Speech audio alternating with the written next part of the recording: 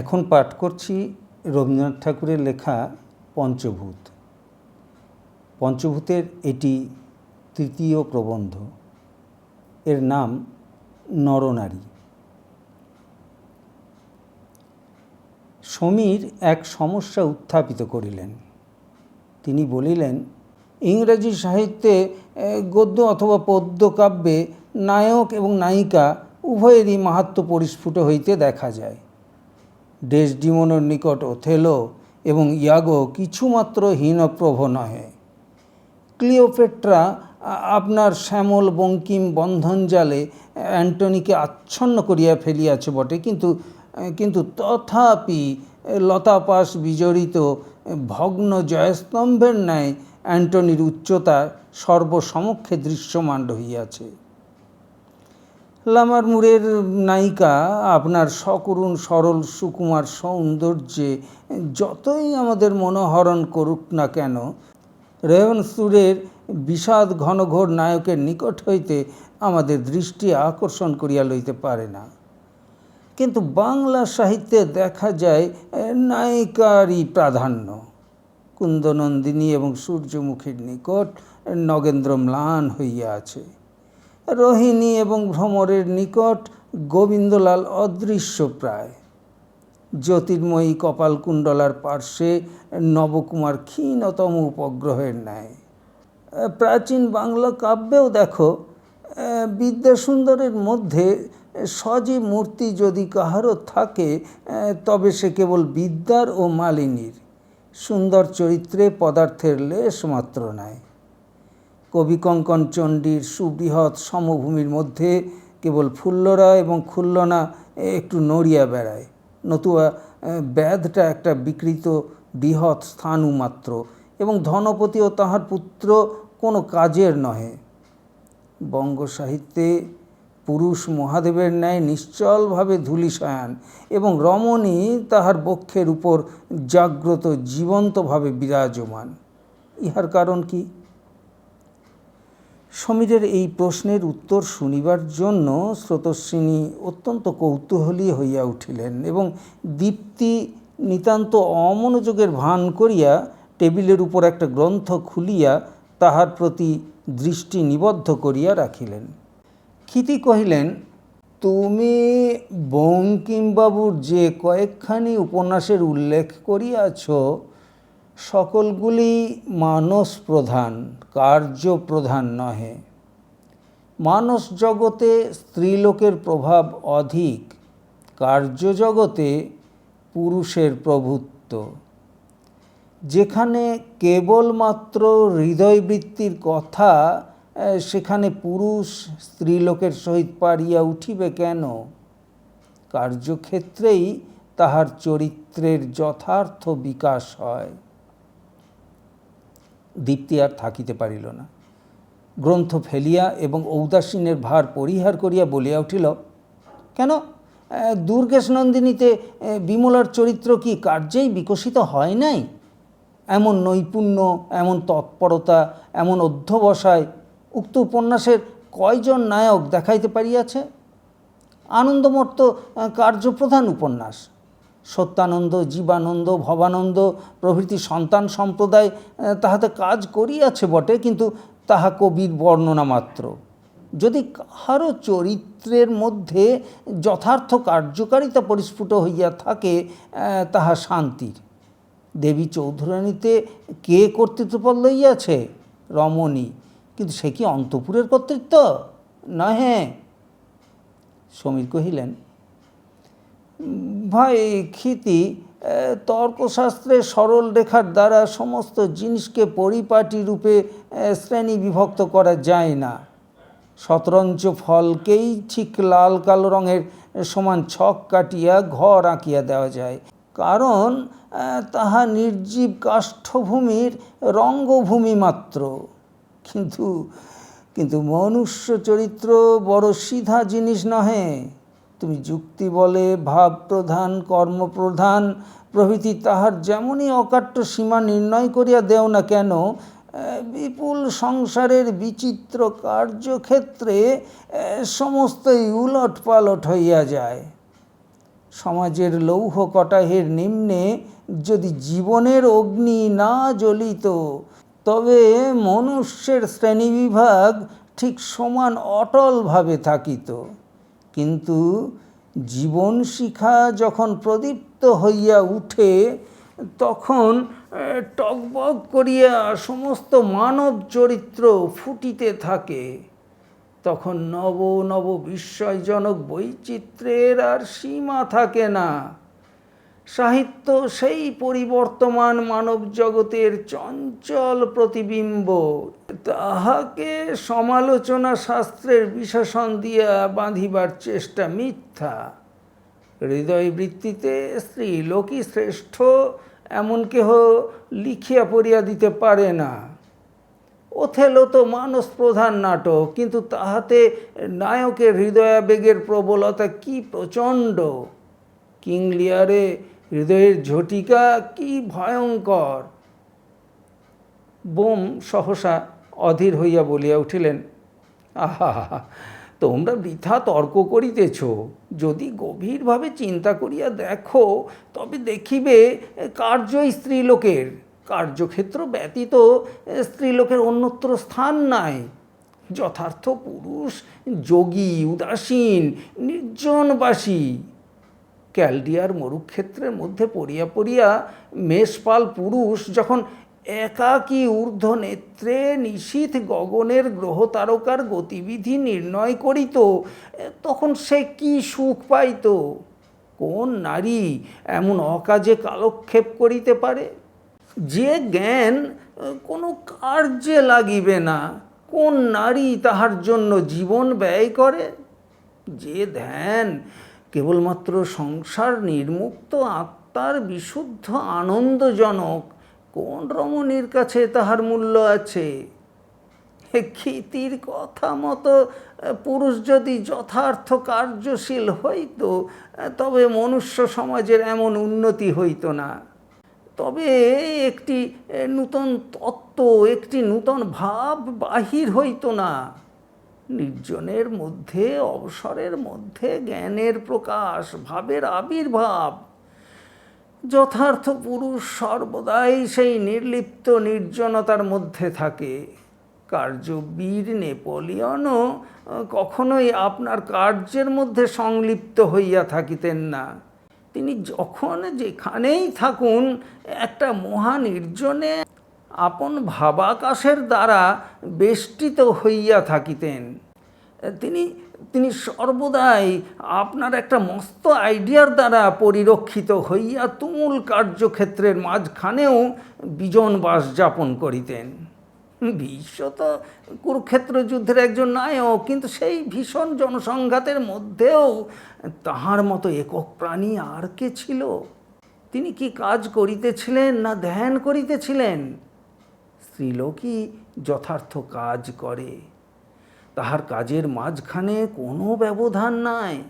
সে একেবারে কাজের মধ্যে লিপ্ত, জড়িত।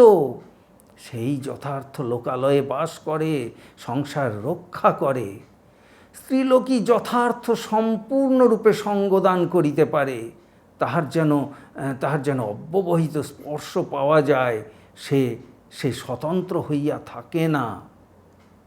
দীপ্তি কহিল, তোমার সমস্ত সৃষ্টি ছাড়া কথা কিছুই বুঝিবার জো নাই। মেয়েরা যে কাজ করিতে পারে না, এ কথা আমি বলি না। তোমরা তাহাদের কাজ করিতে দাও কই? বোম কহিলেন, স্ত্রী লোকেরা আপনার কর্মবন্ধনে আপনি বদ্ধ হইয়া পড়িয়াছে। জ্বলন্ত অঙ্গার যেমন আপনার ভস্য আপনি সঞ্চয় করে, নারী তেমনি আপনার স্তূপাকার কার্যাবশেষের দ্বারা আপনাকে নিহিত করিয়া ফেলে। সেই তাহার অন্তঃপুর, তাহার চারিদিকে কোনো অবসর নাই। তাহাকে যদি ভস্মমুক্ত করিয়া বহিঃসংসারের কার্যরাশির মধ্যে নিক্ষেপ করা যায়, তবে কি কম কাণ্ড হয়? পুরুষের সাধ্য কি তেমন দ্রুতবেগে, তেমন তুমুল ব্যাপার করিয়া তুলিতে? পুরুষের কাজ করিতে বিলম্ব হয়।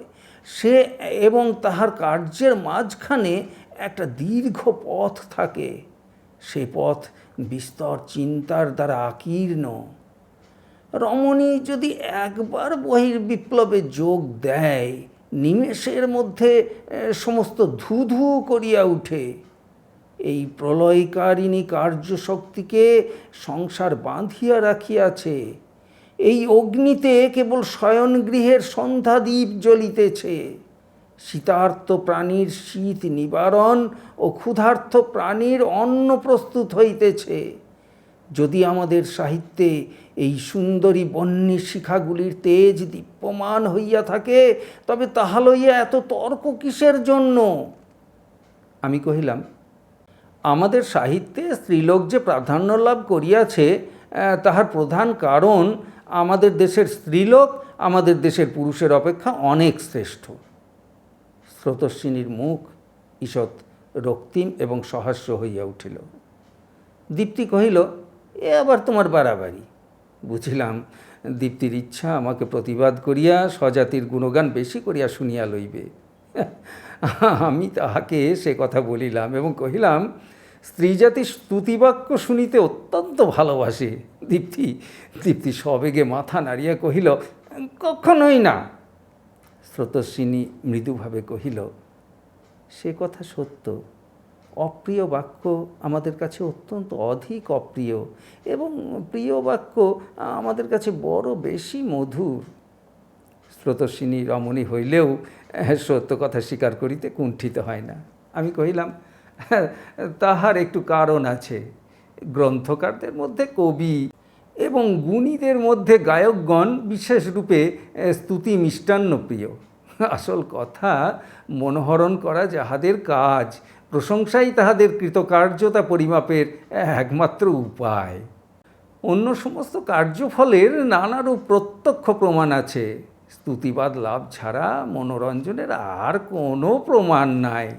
সেই জন্য গায়ক প্রত্যেকবার সমের কাছে আসিয়া বাহবা প্রত্যাশা করে। সেই জন্য অনাদর গুণী মাত্রের কাছে এত অধিক অপ্রীতিকর। সমীর কহিল, কেবল তাহাই নয়, নিরুৎসাহ মনোহরণ কার্যের একটি প্রধান অন্তরায়। শ্রোতার মনকে অগ্রসর দেখিলে তবেই গায়কের মন আপনার সমস্ত ক্ষমতা বিকশিত করিতে পারে। অতএব স্তুতিবাদ শুদ্ধ যে তাহার পুরস্কার তাহা নহে, তাহার কার্য সাধনের একটি প্রধান অঙ্গ। আমি কহিলাম, স্ত্রীলোকেরও প্রধান কার্য আনন্দ দান করা। তাহার সমস্ত অস্তিত্বকে সঙ্গীত ও কবিতার ন্যায় সম্পূর্ণ সৌন্দর্যময় করিয়া তুলিলে তবে তাহার জীবনের উদ্দেশ্য সাধিত হয়। সেই জন্যই স্ত্রীলোক স্তুতিবাদে বিশেষ আনন্দ লাভ করে। কেবল অহংকার পরিতৃপ্তির জন্য নহে, তাহাতে সে আপনার জীবনের সার্থকতা অনুভব করে।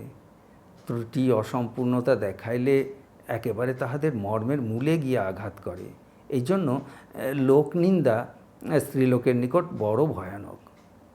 ক্ষিতি কহিলেন,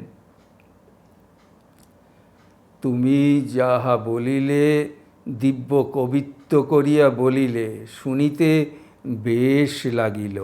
কিন্তু আসল কথাটা এই যে স্ত্রীলোকের কার্যের পরিসর সংকীর্ণ।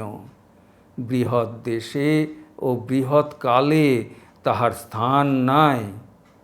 উপস্থিত মতো স্বামী, পুত্র, আত্মীয় স্বজন, প্রতিবেশীদিগকে সন্তুষ্ট ও পরিতৃপ্ত করিতে পারিলেই তাহার কর্তব্য সাধিত হয়।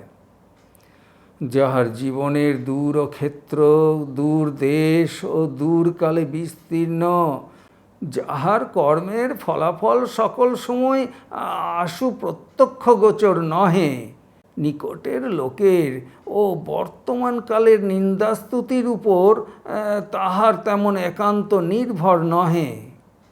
সুদূর আশা ও বৃহৎ কল্পনা, অনাদর, উপেক্ষা ও নিন্দার মধ্যেও তাহাকে অবিচলিত বল প্রদান করিতে পারে। লোক নিন্দা, লোক স্তুতি, সৌভাগ্য, গর্ব এবং মান অভিমানে স্ত্রীলোককে যে এমন বিচলিত করিয়া তোলে, তাহার প্রধান কারণ জীবন লইয়া তাহাদের নগদ কারবার। তাহাদের সমুদায় লাভ লোকসান বর্তমানে। হাতে হাতে যে ফল প্রাপ্ত হয় তাহাই তাহাদের একমাত্র পাওনা। এই জন্য তাহারা কিছু কষাকষি করিয়া আদায় করিতে চায়, এক কানা করি ছাড়িতে চায় না। দীপ্তি বিরক্ত হইয়া ইউরোপ ও আমেরিকার বড় বড় বিশ্বহিতৈষিণী রমণীর দৃষ্টান্ত অন্বেষণ করিতে লাগিলেন। স্রোতস্বিনী কহিলেন, বৃহত্ব ও মহত্ব সকল সময়ে এক নহে। আমরা বৃহৎ ক্ষেত্রে কার্য করি না বলিয়া আমাদের কার্যের গৌরব অল্প, এ কথা আমি কিছুতেই মনে করিতে পারি না।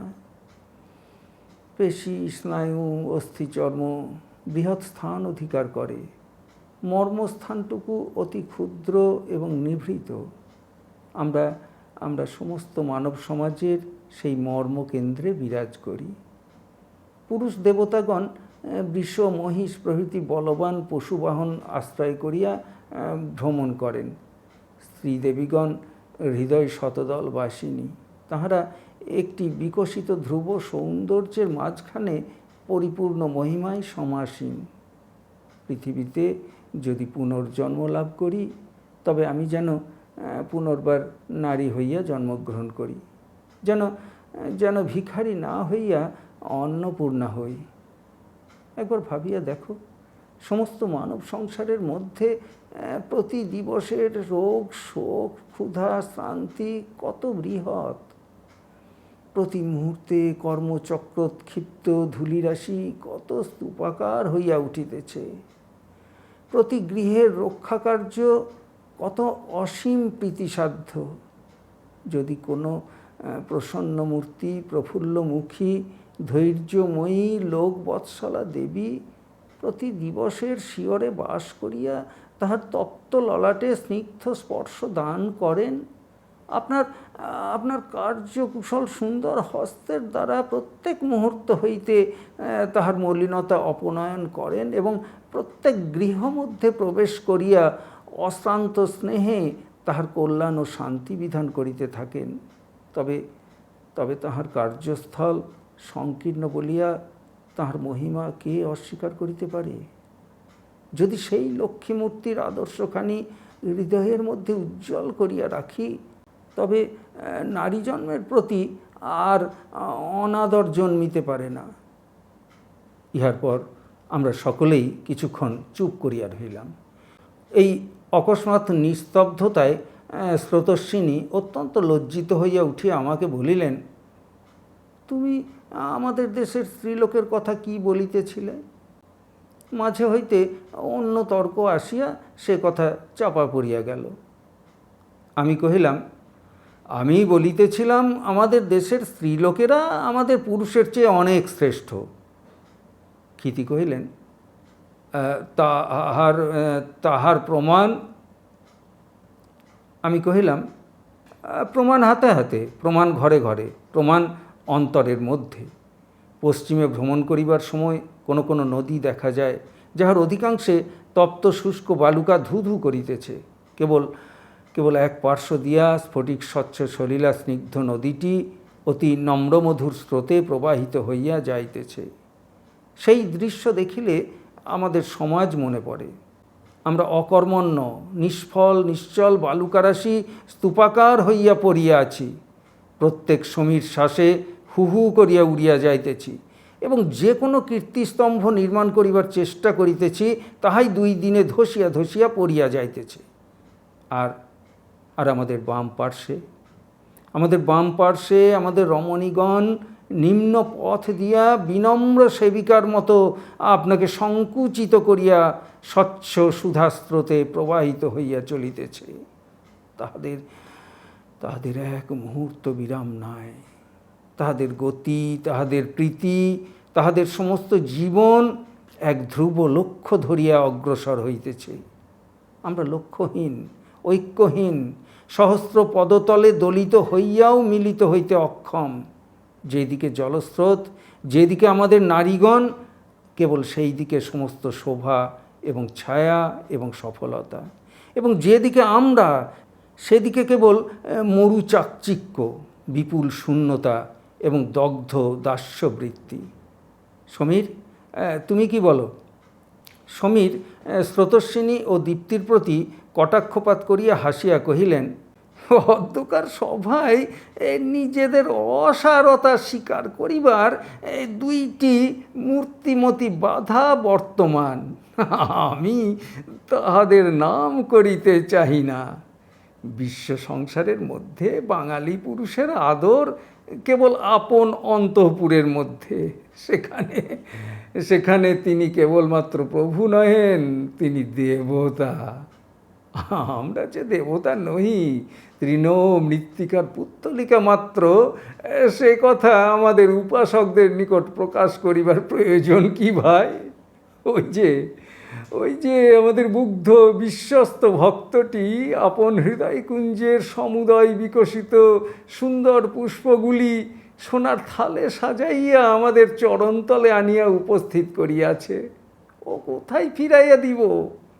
আমাদিগকে দেব সিংহাসনে বসাইয়া ওই যে চিরব্রতধারিণী সেবিকাটি আপন নিভৃত নিত্য প্রেমের নির্নিমেষ সন্ধ্যাদীপটি লইয়া আমাদের এই গৌরবহীন মুখের চতুর্দিকে অনন্ত অতৃপ্তি ভরে শত সহস্রবার প্রদক্ষিণ করাইয়া আরতি করিতেছে। উহার কাছে যদি খুব উচ্চ হইয়া না বসিয়া রহিলাম, নীরবে পূজা না গ্রহণ করিলাম, তবে উহাদেরই বা কোথায় সুখ আর আমাদেরই বা কোথায় সম্মান? যখন ছোট ছিল তখন মাটির পুতুল লইয়া এমনিভাবে খেলা করিত যেন তাহার প্রাণ আছে। যখন বড় হইল তখন মানুষ পুতুল লইয়া এমনিভাবে পূজা করিতে লাগিল যেন তাহার দেবত্ব আছে। তখন যদি কেহ তাহার খেলার পুতুল ভাঙিয়া দিত, তবে কি বালিকা কাঁদিত না? এখন যদি কেহ ইহার পূজার পুতুল ভাঙিয়া দেয়, তবে কি রমণী ব্যথিত হয় না? যেখানে মনুষ্যত্বের যথার্থ গৌরব আছে, সেখানে মনুষ্যত্ব বিনা ছদ্মবেশে সম্মান আকর্ষণ করিতে পারে। যেখানে মনুষ্যত্বের অভাব, সেখানে দেবত্বের আয়োজন করিতে হয়। পৃথিবীতে কোথাও যাহাদের প্রতিপত্তি প্রতিষ্ঠা নাই, তাহারা কি সামান্য মানবভাবে স্ত্রীর নিকট সম্মান প্রত্যাশা করিতে পারে? কিন্তু আমরা যে একটি দেবতা, সেই জন্য এমন সুন্দর সুকুমার হৃদয়গুলি লইয়া অসংকোচে আপনার পঙ্কিল চরণের পাদপীঠ নির্মাণ করিতে পারিয়াছি। দীপ্তি কহিলেন, যাহার যথার্থ মনুষ্যত্ব আছে, সে মানুষ হইয়া দেবতার পূজা গ্রহণ করিতে লজ্জা অনুভব করে এবং যদি পূজা পাই, তবে আপনাকে সেই পূজার যোগ্য করিতে চেষ্টা করে। কিন্তু বাংলাদেশে দেখা যায়, পুরুষ সম্প্রদায় আপন দেবত্ব লইয়া নির্লজ্জভাবে আস্ফালন করে। যাহার যোগ্যতা যত অল্প, তাহার আড়ম্বর তত বেশি। আজকাল স্ত্রীদিগকে পতি মাহাত্ম্য, পতি পূজা শিখাইবার জন্য পুরুষগণ কায় মনোবাক্যে লাগিয়াছেন। আজকাল নৈবেদ্যের পরিমাণ কিঞ্চিৎ কমিয়া আসিতেছে বলিয়া তাহাদের আশঙ্কা জন্মিতেছে। কিন্তু পত্নীদিগকে পূজা করিতে শিখানো অপেক্ষা পতিদিগকে দেবতা হইতে শিখাইলে কাজে লাগিত। পতিদেব পূজা হ্রাস হইতেছে বলিয়া যাহারা আধুনিক স্ত্রীলোকদিগকে পরিহাস করেন, তাহাদের যদি লেশমাত্র রসবোধ থাকিত, তবে সে বিদ্রুপ ফিরিয়া আসিয়া তাহাদের নিজেকে বিদ্ধ করিত। হায় হায়, বাঙালির মেয়ে পূর্বজন্মে কত পুণ্যই করিয়াছিল, তাই এমন দেবলোকে আসিয়া জন্মগ্রহণ করিয়াছে। কী বা দেবতার স্ত্রী, কী বা দেবতার মাহাত্ম্য? স্রোতস্বিনীর পক্ষে ক্রমে অসহ্য হইয়া আসিল। তিনি মাথা নাড়িয়া গম্ভীরভাবে বলিলেন, তোমরা উত্তরোত্তর সুর এমনি নিখাদে চড়াইতেছ যে আমাদের স্তবগানের মধ্যে যে মাধুর্যটুকু ছিল, তাহা ক্রমেই চলিয়া যাইতেছে। এ কথা যদি বা সত্য হয় যে আমরা তোমাদের যতটা বাড়াই, তোমরা তাহার যোগ্য নহ, তোমরাও কি আমাদিগকে অযথারূপে বাড়াইয়া তুলিতেছ না? তোমরা যদি দেবতা না হও, আমরাও দেবী নহি। আমরা যদি উভয়েই আপোষের দেবদেবী হই, তবে আর ঝগড়া করিবার প্রয়োজন কি? তাছাড়া আমাদের তো সকল গুণ নাই।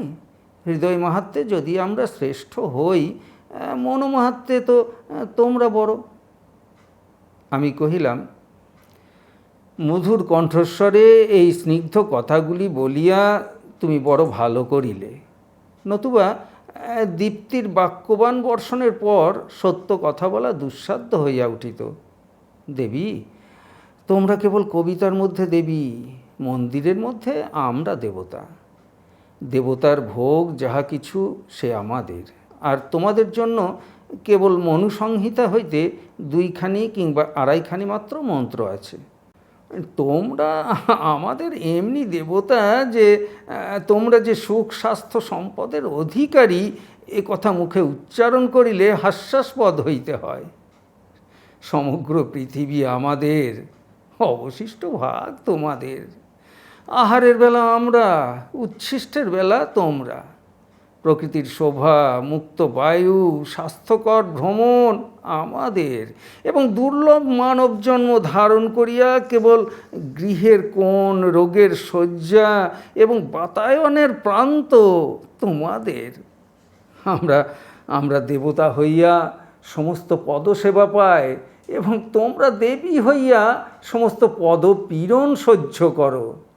প্রণিধান করিয়া দেখিলে এ 2 দেবত্বের মধ্যে প্রভেদ লক্ষিত হইবে। একটা কথা মনে রাখিতে হইবে, বঙ্গদেশে পুরুষের কোনো কাজ নাই। এদেশে গার্হস্থ্য ছাড়া আর কিছু নাই। সেই গৃহ গঠন এবং গৃহ বিচ্ছেদ স্ত্রীলোকেই করিয়া থাকে।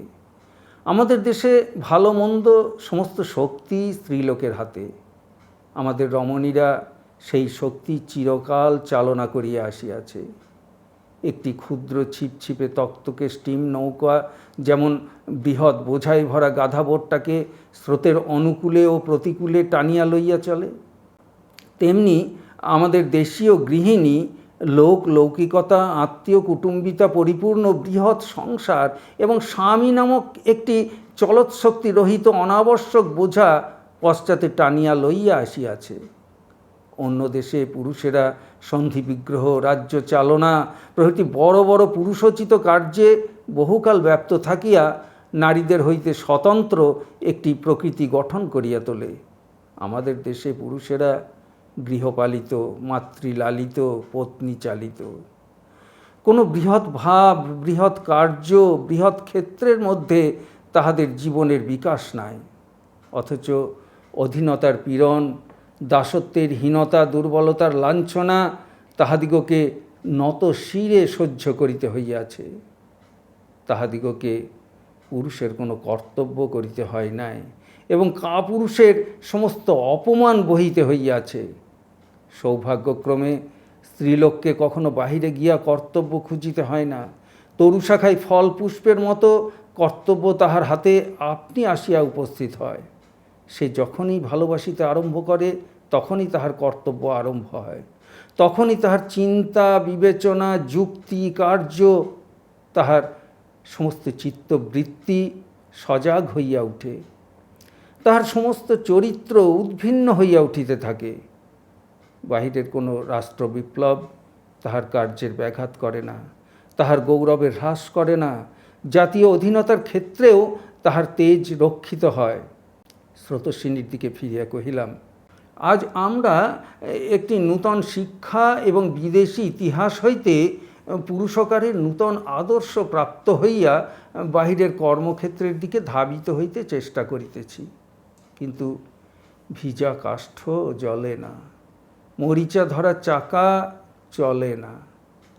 যত জলে তাহার চেয়ে ধোঁয়া বেশি হয়, যত চলে তাহার চেয়ে শব্দ বেশি করে। আমরা চিরদিন অকর্মণ্যভাবে কেবল দলাদলি, কানাকানি, হাসাহাসি করিয়াছি। তোমরা চিরকাল তোমাদের কাজ করিয়া আসিয়াছ। এই জন্য শিক্ষা তোমরা যত সহজে, যত শীঘ্র গ্রহণ করিতে পারো, আপনার আয়ত্ত করিতে পারো, তাহাকে আপনার জীবনের মধ্যে প্রবাহিত করিতে পারো, আমরা তেমন পারি না। স্রোতস্বিনী অনেকক্ষণ চুপ করিয়া রহিলেন, তারপর ধীরে ধীরে কহিলেন, যদি বুঝিতে পারিতাম আমাদের কিছু করিবার আছে এবং কি উপায়ে কি কর্তব্য সাধন করা যায়, তাহা হইলে আর কিছু না হোক চেষ্টা করিতে পারিতাম। আমি কহিলাম, আর তো কিছুই করিতে হইবে না, যেমন আছো তেমনি থাকো। লোকে দেখিয়া বুঝিতে পারুক, সত্য সরলতা স্ত্রী যদি মূর্তি গ্রহণ করে তবে তাহাকে কেমন দেখিতে হয়। যে গৃহে লক্ষ্মী আছে সে গৃহে বিশৃঙ্খলা কুস্ত্রীতা নাই।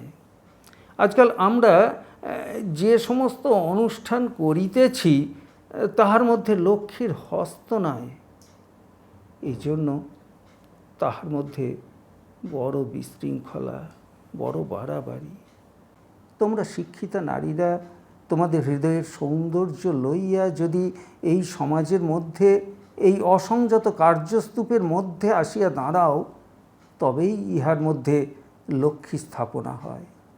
তবে অতি সহজেই সমস্ত শোভন পরিপাটি এবং সামঞ্জস্যবদ্ধ হইয়া আসে। স্রোতস্বিনী আর কিছু না বলিয়া সকৃতজ্ঞ স্নেহদৃষ্টির দ্বারা আমার ললাট স্পর্শ করিয়া গৃহকার্যে চলিয়া গেল। চৈত্র 1299।